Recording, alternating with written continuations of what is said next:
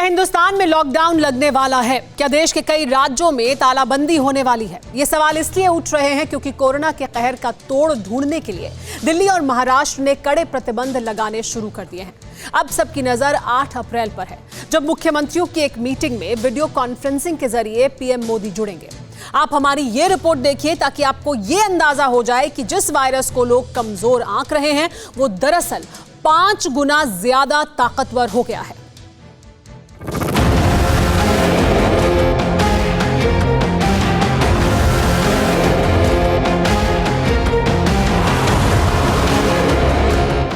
पांच अप्रैल का दिन निकलते ही इस बात का अंदेशा हो गया था कि देश के कुछ राज्यों में कोरोना को रोकने के लिए कुछ बड़े कदम उठाए जा सकते हैं। एक दिन में 1 लाख से ज्यादा कोरोना मरीजों का मिलना एक चौंकाने वाली खबर थी। उधर राजधानी में भी वायरस का पॉजिटिविटी रेट 5% से ऊपर निकल चुका था। कोरोना की चौथी वेव कहीं रिकॉर्ड तोड़ नुकसान न कर दे, इसलिए दिल्ली में वायरस पर काबू पाने के लिए 30 अप्रैल तक नाइट कर्फ्यू लगा दिया गया। यानी 30 अप्रैल तक रात 10 बजे से सुबह 5 बजे के बीच दिल्ली वालों को नाइट कर्फ्यू का पालन करना होगा।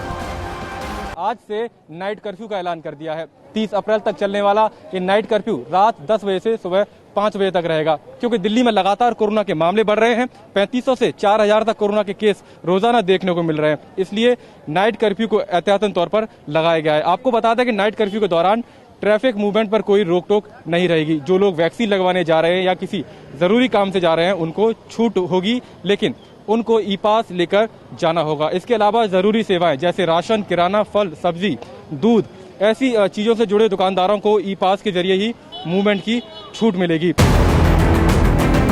आखिर अचानक से कोरोना को लेकर सरकार क्यों रेड अलर्ट पर है?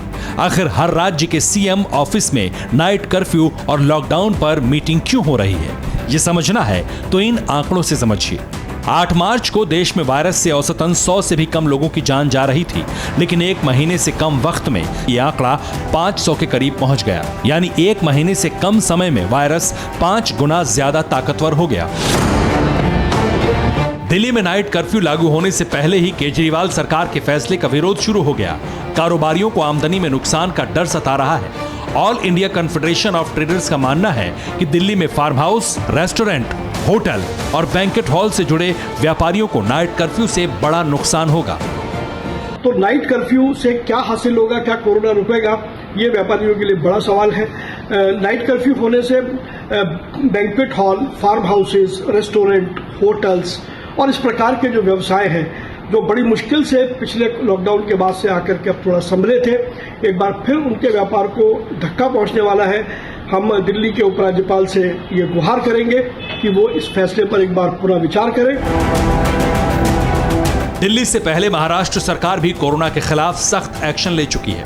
महाराष्ट्र में 30 अप्रैल तक वीकेंड लॉकडाउन लगा दिया गया है, यानी 30 अप्रैल तक हर शुक्रवार रात 8 बजे से सोमवार सुबह 8 बजे तक महाराष्ट्र में लॉकडाउन रहेगा।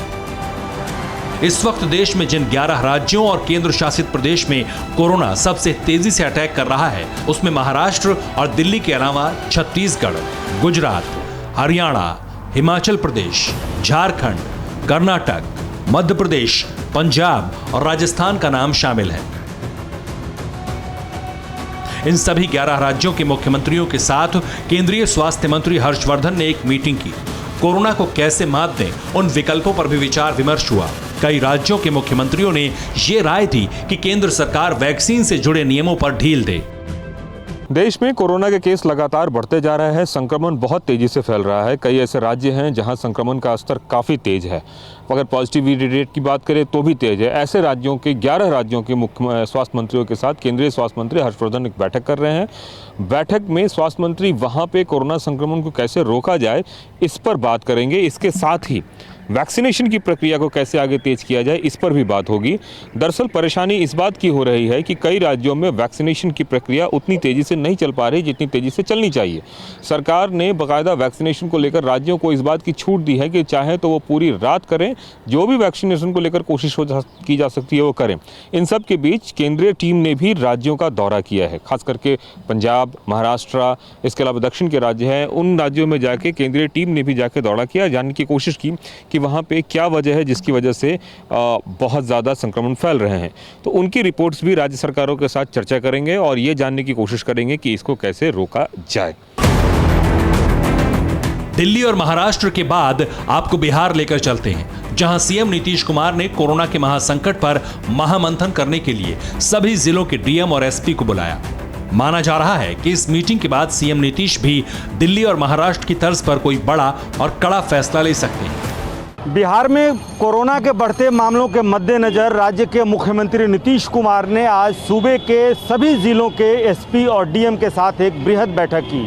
बैठक में तमाम तरह के दिशा निर्देश जारी किए गए, जो कोरोना गाइडलाइंस हैं उनको किस तरह से न सिर्फ राजधानी पटना में, क्योंकि राजधानी तो कोरोना की राजधानी बन ही रही है, लेकिन राज्य के तमाम जिलों में किस तरह से कोरोना पर काबू पाया जाए, इसको लेकर मुख्यमंत्री ने स्वास्थ्य विभाग के अधिकारियों के साथ बैठक की। उसके बाद से तमाम जिलों के एसपी और डीएम के साथ बैठक की, जिसमें मास्क, सोशल डिस्टेंसिंग के अलावा टीकाकरण और भीड़ भाड़ से दूरी, हालांकि फिलहाल शादी और श्राद्ध कर्म पे कोई रोक नहीं लगाई गई है, लेकिन सार्वजनिक आयोजनों पे जरूर रोक लगा दी गई है।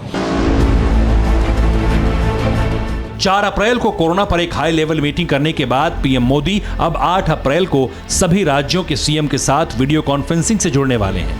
इस मेगा मीटिंग का मकसद भी वायरस के खिलाफ जंग में केंद्र और राज्यों की साझा रणनीति है। यह भी मुमकिन है कि इस मीटिंग के बाद कोरोना को लेकर कोई नई गाइडलाइंस भी जारी हो जाए। इस बीच Indian Council of Medical Research यानी आईसीएमआर की भी एक चौंकाने वाली रिपोर्ट सामने आई है। आईसीएमआर की रिसर्च के मुताबिक देश में हर 100 में से करीब 4.5 लोग ऐसे हैं जो कोरोना पॉजिटिव होकर नेगेटिव हुए और बाद में फिर पॉजिटिव हो गए।